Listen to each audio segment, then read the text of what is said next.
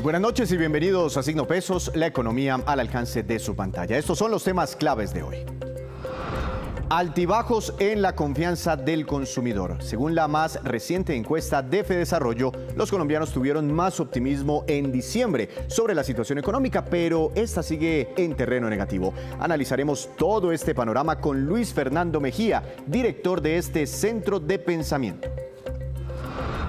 ¿Será el 2023 un buen año para invertir?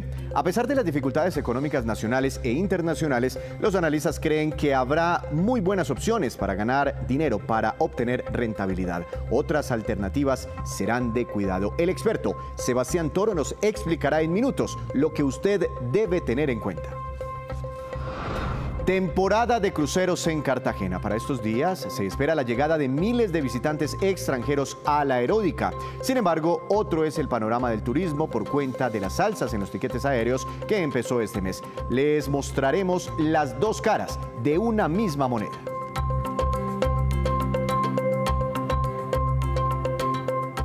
Comenzamos esta emisión de Signo Pesos hablando de la encuesta revelada hoy por Fedesarrollo, en la cual se refleja lo que pasó en diciembre en términos de confianza del consumidor colombiano. Doctor Luis Fernando Mejía, director de Fedesarrollo, buenas noches, bienvenido a Signo Pesos, ¿cómo está? Víctor, buenas noches, gracias por la invitación. Como siempre, un saludo muy especial para todos los que nos están viendo. Doctor Mejía, aquí tengo una primera gráfica con las cifras generales de la confianza del consumidor y nos muestra que en noviembre el indicador era negativo, 24,8 puntos porcentuales, y en diciembre mejoró, pero sigue siendo negativo, 22,3 puntos porcentuales negativos, como le decía. ¿Esto qué significa? Pues mire, Víctor, yo le diría que hay dos análisis en este dato que publicamos el día de hoy. El primero, la noticia positiva, y es que después de 3 meses consecutivos de caídas en la confianza del consumidor, estamos viendo por fin un pequeño repunte. Como usted lo menciona, pasamos de un menos 24,8 de balance, es decir, más pesimismo que optimismo en las condiciones económicas y las expectativas de los hogares, a uno ligeramente menor, que fue de menos 22,3, un aumento de 2,5 puntos porcentuales entre noviembre y diciembre. Pero la noticia, que no es buena, por supuesto, es que a pesar de ese repunte, como usted bien lo menciona, la confianza sigue siendo muy negativa, 22% negativa, lo que indica pues que hay más pesimismo justamente que optimismo en materia de las dos grandes variables que medimos con este indicador. La confianza desde el punto de vista de las expectativas, que no son buenas por un lado, pero especialmente lo que más negativo está son las condiciones económicas que perciben los hogares actualmente. Ya vamos a mirar, doctor Mejía, puntualmente esos otros dos grandes indicadores que se desagregan de este informe de Fedesarrollo. Pero ¿por qué la gente está en este 22,3% negativo? ¿Cuáles son esas razones para tanto pesimismo? Pues mire, indudablemente creemos que lo que más está influenciando la confianza del consumidor de manera negativa es la inflación. Porque la inflación, ya sabemos, pues fue la mala noticia en materia económica del año anterior, una inflación que cerró en 13,12%, bastante por encima de las expectativas que teníamos los analistas y también nosotros desde Fedesarrollo, y eso, por supuesto, golpea directamente el bolsillo de los hogares. Como una de las preguntas justamente de confianza tiene que ver con cómo está el bolsillo de su hogar, sus condiciones económicas, no nos cabe duda que la inflación, por supuesto, entonces ha afectado la confianza. Y otro factor que también ha determinado que no haya una recuperación mayor tiene que ver con todo lo que se relaciona con el ambiente internacional, la volatilidad del dólar, todo eso, por supuesto, también ha jugado en contra para la confianza de los hogares. Doctor Mejía, voy a poner aquí en la pantalla otra gráfica con lo que usted hablaba hace unos minutos. Las expectativas, ¿sí?, hacia el futuro que esperan los colombianos sobre sus finanzas personales, sobre la economía como tal, y también las condiciones actuales. ¿Esto qué significa? Porque hay pesimismo, pero vemos una leve mejoría. Ahí están las flechitas hacia arriba. Tal cual. El indicador agregado es el reflejo de estos dos indicadores que usted acaba de mencionar. El primero, las expectativas, y el segundo, las condiciones económicas. Son dos momentos del tiempo. Las condiciones es qué está viendo hoy el hogar en materia de su propio bolsillo y en materia de la economía en general. Las expectativas es lo mismo, hogar y con economía en general, pero viendo hacia adelante en los próximos 12 meses. Y lo que uno ve es que los dos indicadores tuvieron aumentos frente al mes de noviembre. Sin embargo, ratifico, los balances siguen siendo negativos y curiosamente y en línea con lo que le había comentado anteriormente, el que más negativo está es el de las condiciones económicas. Entonces, tenemos un problema de expectativas, pero especialmente los hogares están pesimistas, que está especialmente relacionado con la dinámica. Doctor Mejía, ¿me escucha bien ahí? Sí. Bueno, quiero mostrarles otra gráfica que me llamó mucho la atención, me la robé del informe que presentó hoy Fedesarrollo y es esta, doctor Mejía. Cae la disposición de los colombianos a comprar vivienda, sube la disposición a comprar bienes durables como electrodomésticos, por ejemplo, pero también cae la disposición para comprar vehículos. ¿Qué podemos entender de esta información, de esta gráfica, doctor Mejía? Pues mire, ligeramente sube la disposición a comprar bienes muebles y electrodomésticos, pero el balance sigue siendo muy negativo, de hecho mucho más negativo que la confianza del consumidor. En el total estamos hablando de un balance de menos 51.6. ¿Y por qué? Porque típicamente este tipo de bienes electrodomésticos especialmente son bienes importados que obviamente se ven afectados por la tasa de cambio. Lo mismo pasa, por ejemplo, con la disposición a comprar vehículos, que si bien mejoró marginalmente en diciembre, sigue siendo muy negativo el balance, menos 51.6%, de nuevo muy afectado por la tasa de cambio. En materia de vivienda, pues realmente lo que hubo fue una caída de la disposición a comprar vivienda en las diferentes ciudades. Pasamos de un balance de menos 42.7 a menos 48.1. Para tener las cifras en la cabeza, hace un año esa disposición a comprar vivienda estaba en menos 13.4, es decir, hoy está mucho más negativo que lo que estaba un año atrás.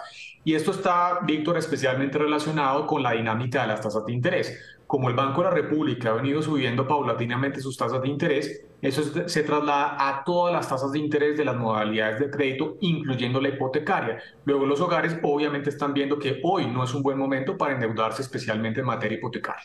Doctor Mejía, nos habla usted aquí en esta entrevista de muchos factores locales, la inflación por supuesto.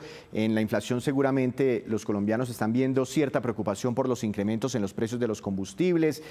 Bueno, menciona usted tasas de interés en el sistema crediticio o bancario colombiano también han subido con fuerza. Pero, por ejemplo, esos temas internacionales, ¿qué tanto pesan en la opinión de los colombianos? Se dice que seguramente en este 2023 podríamos enfrentar una recesión económica. Pues Víctor, no estamos viendo todavía una recesión en nuestro escenario base. De hecho, nuestro estimativo de crecimiento para este año es del 1.5%, que naturalmente es mucho más bajo de lo que tuvimos el año anterior, en donde nuestros cálculos nos da un crecimiento para el 2022 del 7.7. Cuando la economía crece por debajo de su crecimiento de largo plazo, que es el potencial, no ratifico 0.5, eso naturalmente empieza a impactar especialmente la generación de empleo. No creemos que vaya a ser un buen año en materia de generación de empleo, ojalá que eso mejore, pero va a ser un año bastante complicado, no solamente en materia de las variables macro, sino eventualmente también en confianza de los hogares.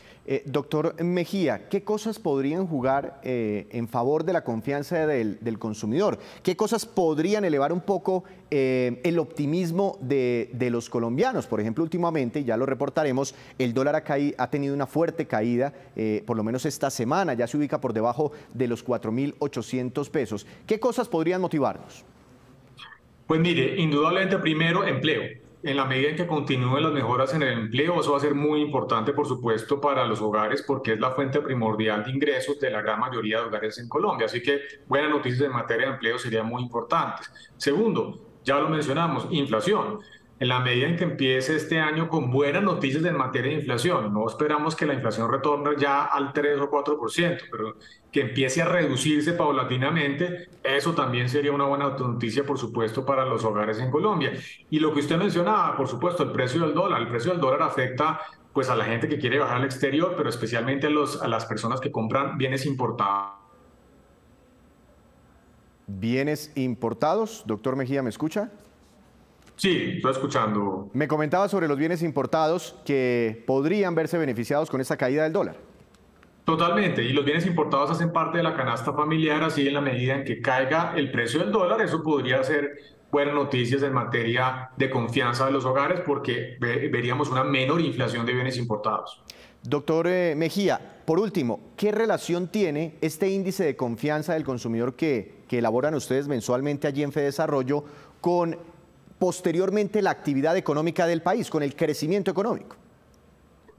Pues mire, es determinante porque la confianza de los consumidores explica al final de cuentas el gasto que hacen los hogares, y el gasto de los hogares puede ser cerca del 70% del total del Producto Interno Bruto por el lado de la demanda. Luego, lo que pasa con la confianza, pues determina esa disposición a comprar y por ende, pues mueve el Producto Interno Bruto.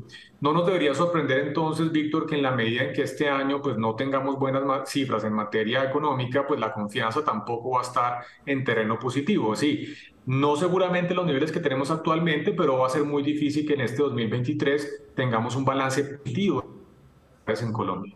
Pues es importante esa relación que hay entre la confianza del consumidor y el crecimiento del PIB colombiano. Doctor Mejía, feliz noche, gracias por estar aquí en Signo Pesos.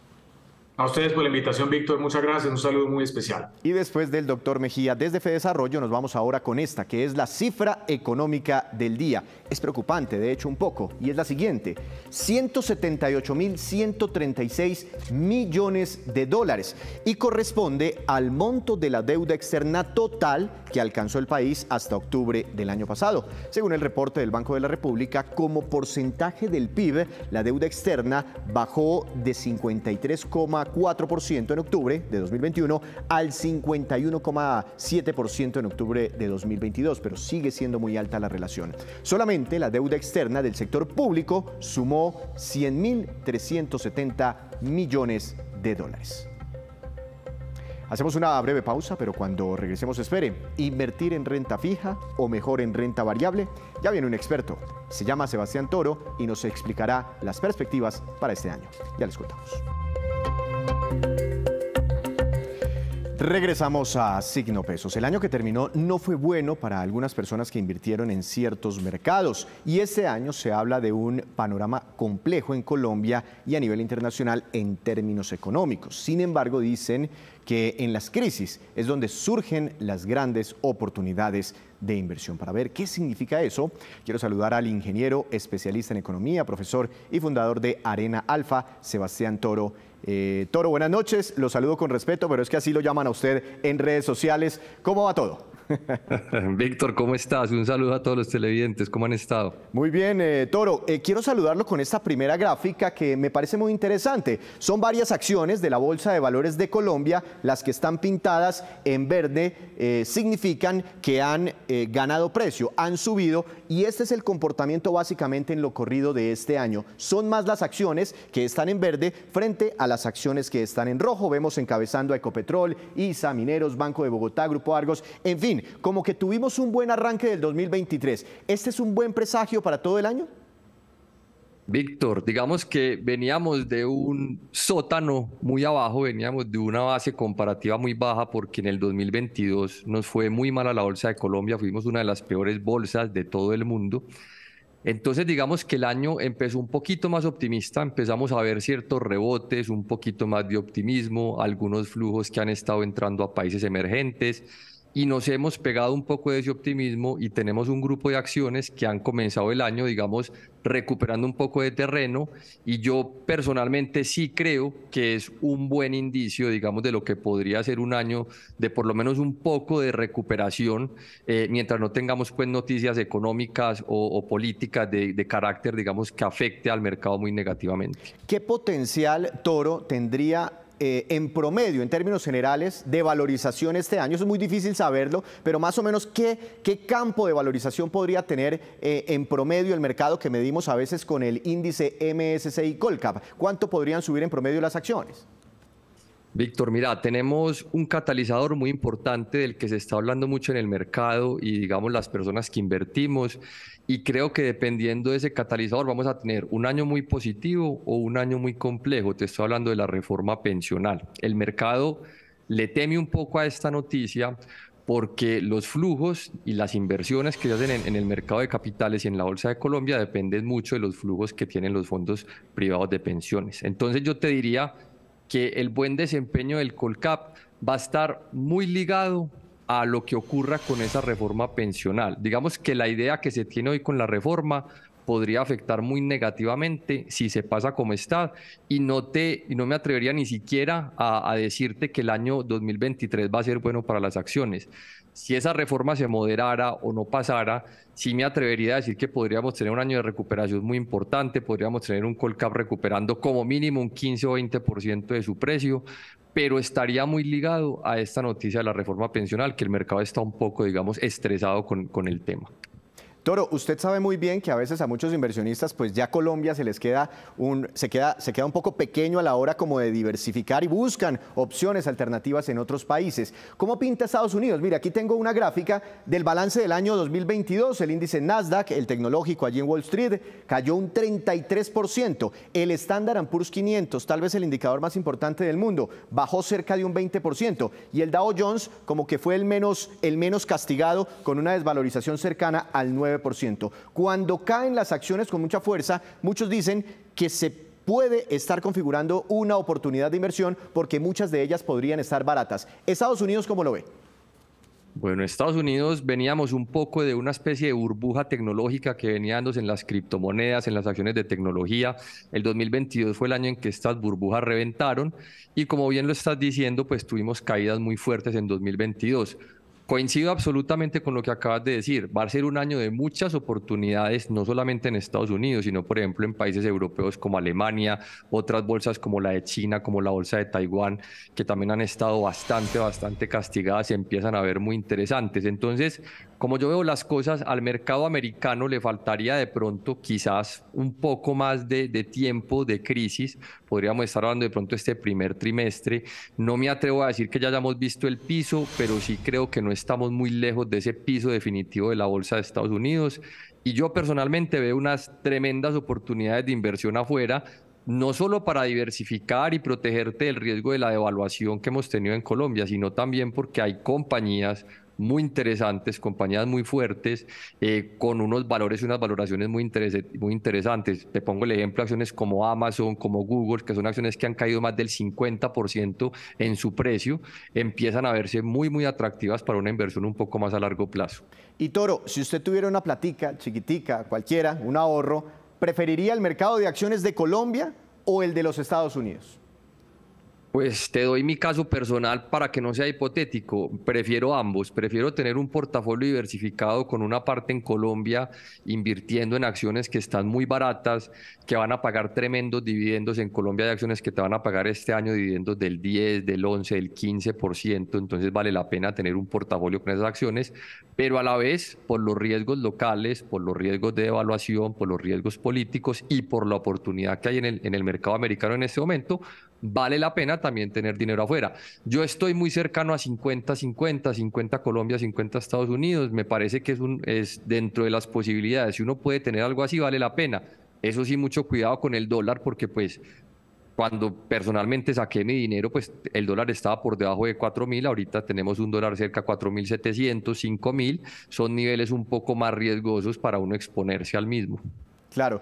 Toro, muchos están diciendo en estos momentos de altas tasas de interés, de inflación, miren la renta fija. ¿Usted cómo la ve?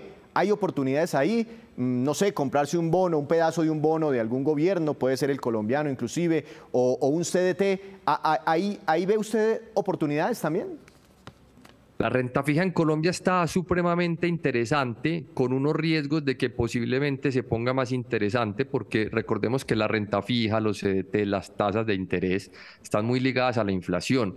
La inflación en Colombia probablemente no hemos visto su techo. Todavía tenemos todos estos cambios de salario, aumento de salario mínimo, aumento de la vivienda, administraciones, aumento de la gasolina, van a generar más inflación, por lo que probablemente el Banco de la República se vea obligado a subir más tasas y eso pueda seguir poniendo la renta fija todavía más interesante. En mi opinión está supremamente interesante la renta fija. Tenemos CDT rentando al 17%, incluso he visto CDTs a un año al 17%. Yo creo que es una gran medida para uno protegerse un poco de la inflación, de la pérdida de poder adquisitivo, con un riesgo más controlado para la gente que tiene un perfil un poco más conservador. Considero que es bien atractiva la renta fija en Colombia en este momento, pensando, como te decía, que es posible, nadie lo sabe por hecho, pero es posible que también se ponga un poco más atractiva si la inflación sigue presionando. Toro, es que aquí le tengo algunos datos. Mire esta gráfica.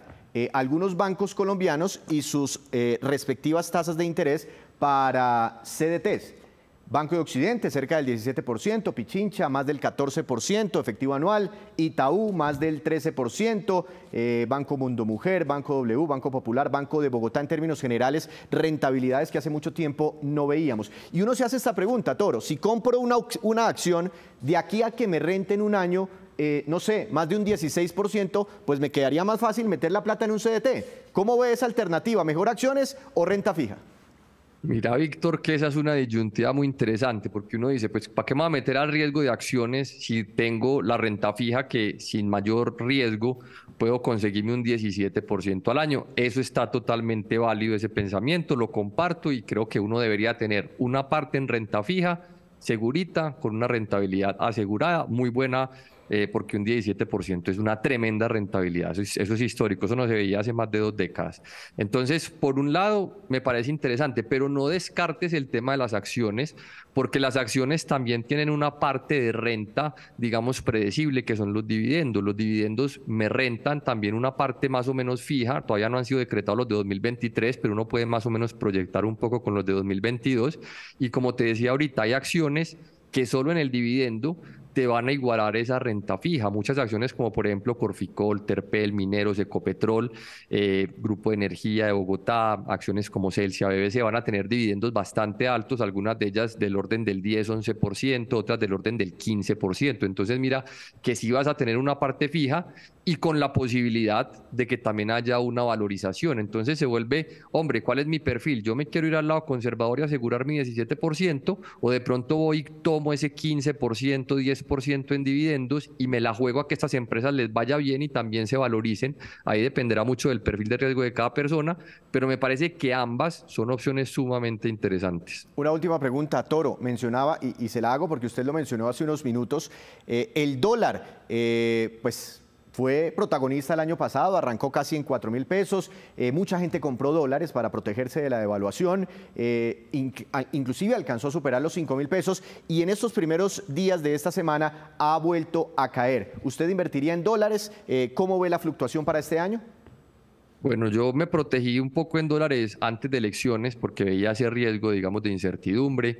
Desde que el dólar superó los 4.500, yo personalmente no me parece nivel atractivo para el dólar. Yo estoy esperando de pronto que el dólar baje un poco, ojalá a un nivel de 4.600, ojalá llegáramos a ver un 4.400, que si comparamos con la región, nosotros deberíamos tener un dólar más cerca a 4.000 que a 5.000. Si hacemos comparativos con Chile, con Brasil, con el mismo DXY, nosotros deberíamos estar más cerca a 4.000. Entonces yo creo y espero y ojalá el dólar bajara un poco más y de pronto un dólar en 4.400, un dólar en 4.500 sí podría ser una alternativa de diversificación del riesgo y protección contra esa posible devaluación. Toro, muchas gracias. Seguiremos hablando en este 2023. Víctor, muchas gracias, un abrazo y saludos a todos los televidentes. El panorama de las inversiones para este nuevo año. Con esta entrevista hacemos nuestra segunda pausa, pero ya les contaremos cuáles fueron finalmente las películas de cine más taquilleras el año pasado. Regresamos a Signo Pesos. En Cartagena están de plácemes porque la temporada de turistas no termina. Miles de visitantes extranjeros están llegando a conocer esta ciudad a través de los enormes cruceros que por esta época atracan en el puerto de La Heroica. Leonel Quintana nos cuenta cuántos visitantes se esperan para estos días. El crucero Ebrima, uno de los más lujosos del mundo, está desde ayer en Cartagena. La embarcación se quedará en La Heroica hasta las 4 de la tarde. Tiene apenas 298 pasajeros, esa es su capacidad, y 230 tripulantes. Se quedaron pernoctando en la ciudad ayer y pudieron disfrutar de toda la oferta gastronómica, de los bares, especialmente de las compras. Estaban muy interesados en poder ir a la ciudad a comprar. Los viajeros que no paran de tomar fotos a los animales y a las instalaciones del puerto están ansiosos por disfrutar de Cartagena. Tan pronto me ves, me he impresionado. Estaba esto precioso, precioso. Entonces tenemos pensado dar una vuelta por el poblado, lo que llamamos downtown. Ir al Museo de Oro, ir a las iglesias, visitar lo más que podamos en el poco tiempo que tenemos para llevarnos un poco de la riqueza de su cultura, de su gente, del trato. Estoy enamorada de Colombia. 7 cruceros atracarán esta semana al Corralito de Piedra. 4 de ellos llegaron hoy. Esto nos da un estimado de 6.500 pasajeros que van a estar en la ciudad en el día de hoy y esto tiene un impacto económico de más de $500,000 en la ciudad. Ayer hicimos un recorrido nocturno y la verdad nos dejó fascinado. Muy linda la ciudad, siempre nos ha recogido muy bien. El Ebrima, uno de los cruceros más lujosos del mundo, tiene 227 metros de eslora y se destaca por su puerto deportivo. Y en contraste con esta buena noticia en Cartagena, en Bogotá, la vocera de las agencias de viaje, Paula Cortés Calle, expresó su preocupación por el encarecimiento que se está viendo en los tiquetes aéreos y los planes turísticos a raíz de que se acabó desde este mes un beneficio tributario con que contaba el sector del turismo. Veamos. Desde ANATO y las agencias de viajes nos preocupa que el turismo se desestimule a causa de los incrementos en los costos de servicios turísticos y tiquetes aéreos.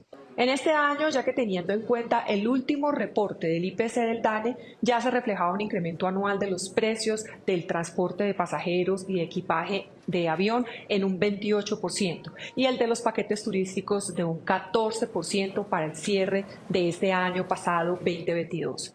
Lamentablemente, el gremio no logró extender para este año 2023 los beneficios que se habían logrado con el gobierno nacional, por lo que a partir de enero de este año, los servicios turísticos volverán a tener un gravamen del 19% y los tiquetes aéreos pasaron del 5% al 19%, lo que encarecerá más el costo de estos. Una medida que la Asociación Nacional de Agencias de Viajes lamentablemente no logró incluir en la reforma tributaria para que se mantuvieran estos alivios para el sector del turismo. Para estas fechas, algunos jóvenes del país no se han podido matricular en los diferentes centros de educación técnica o profesional por múltiples razones. Conversamos con expertos y estudiantes sobre cómo está el panorama laboral y profesional para las nuevas generaciones. Veamos. Elegir qué estudiar profesionalmente es una de las decisiones más importantes de la vida. Por eso consultamos con una experta psicóloga orientadora sobre qué carreras eligen los jóvenes del país. Según la oferta y la demanda del futuro, las carreras están enfocadas hacia la tecnología. Los jóvenes recién egresados del colegio en este momento están enfocando sus intereses y sus gustos hacia las artes y la tecnología, ciencias de computación, diseños y obviamente las carreras tradicionales enfocadas en administración y las ingenierías. Pero también preguntamos a empresarios por la educación sobre qué recomiendan estudiar. FEDesarrollo publicó un estudio en el 2021 donde decía cuáles eran las 3 áreas, digamos, donde pudieran tener mayor posibilidad de enganche laboral. Si encontramos que esas áreas serían en áreas de ciencia, tecnología, las ingenierías, todo el área que les permita áreas de la salud. Indicadores de organizaciones como FEDesarrollo y la fundación que dirige Andrea tienen un panorama particular de lo que pasa con los muchachos. Pero cuando vamos a revisar qué están estudiando nuestros jóvenes en Colombia y las carreras o las áreas de conocimiento de mayor demanda, encontramos que son humanidades, y cuando esto se conecta entre lo que están estudiando y lo que se está demandando, pues no se cierra esa brecha. Sin duda, hoy nuestros jóvenes deciden qué carrera es la que les gusta. Me apasiona mucho el tema del dibujo y cómo poder jugar con las formas en el tema de los edificios y poder contribuir como más a la construcción. Administración de empresas es una carrera que puede llevar económicamente el país avanzar, ayudar a avanzar el país. La tecnología hoy está redefiniendo la demanda de habilidades en el mercado laboral del país, pero cada día es más claro que son los mismos jóvenes quienes definen su futuro profesional. Y ahora nos vamos con estos que son los indicadores económicos que usted debe conocer siempre antes de irse a dormir. Les contábamos el dólar con una fuerte caída, tasa representativa del mercado para mañana, 4.748 pesos con 54 centavos. Es el dólar más barato en lo que vamos de este año. El petróleo Brent, de referencia para Colombia, tuvo una importante valorización, subió 3,60%, se ubicó en $82.98 por barril. El precio interno del café colombiano bajó y quedó en promedio para mañana a $1.000.000 con 696.000 pesos por carga. También se está descolgando el café. Índice MSCI Colcap de la Bolsa de Valores de Colombia subió 0,62%, acción más valorizada ETB con una ganancia del 10,19%. Y la acción que más cayó fue Preferencial de Cementos Argos, que tuvo un retroceso del 3,56%. Y antes de despedirnos, los dejo con este dato. Un reporte que acaba de publicar el portal Box Office Mojo revela que las películas de cine más taquilleras el año que acaba de terminar fueron en su orden: Avatar, El Camino del Agua, que recaudó al final $1.708 millones en taquilla. En segundo lugar, Top Gun Maverick recaudó $1.489 millones. Y en tercer lugar, ese tercer lugar lo ocupó Jurassic World Dominion, que alcanzó $1.002 millones en recaudo de taquilla. Impresionantes estas cifras. Así terminamos por hoy. Los esperamos mañana con una nueva emisión y con toda la información económica que usted necesita saber. Recuerde, esto es Signo Pesos, la economía al alcance de su pantalla. Que tenga una feliz noche.